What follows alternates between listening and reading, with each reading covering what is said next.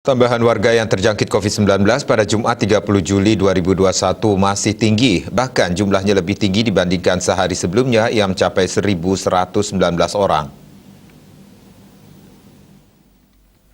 Kumulatif kasus COVID-19 Bali kini sudah melampaui 75.000 orang dengan terus bertambahnya kasus secara signifikan. Korban jiwa COVID-19 di Bali juga masih belum menunjukkan tren penurunan. Jumlah kematian harian ada di atas 30 jiwa. Kabar baiknya, pasien sembuh masih bertambah cukup signifikan. Jumlah kesembuhan baru yang dilaporkan ada di atas 800 orang. Menurut data Satgas Penanganan COVID-19 Bali per pukul 13.20 WITA, terdapat 1.365 kasus baru. Kumulatif kasus yang ditangani Bali mencapai 75.039 orang. Korban jiwa bertambah 37 orang. Kumulatif korban jiwa COVID-19 mencapai 2.117 orang atau 2,82%. Rinciannya 2.111 WNI dan 6 WNA.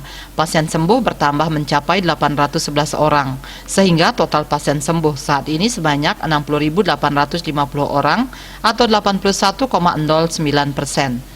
Jumlah kasus aktif yang masih dirawat maupun menjalani karantina berjumlah 12.072 orang atau 16,09%. Mereka dirawat di 17 rumah sakit dan dikarantina di Bapelkesmas, UPT Nyitdah, Wisma Bima, dan BPK Pering.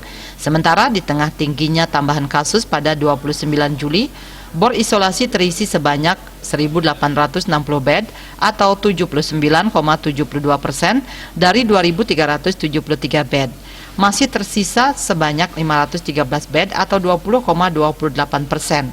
Dilihat dari data, jumlah keterisian ini bertambah 33 bed dari sehari sebelumnya sebanyak 1.827 bed.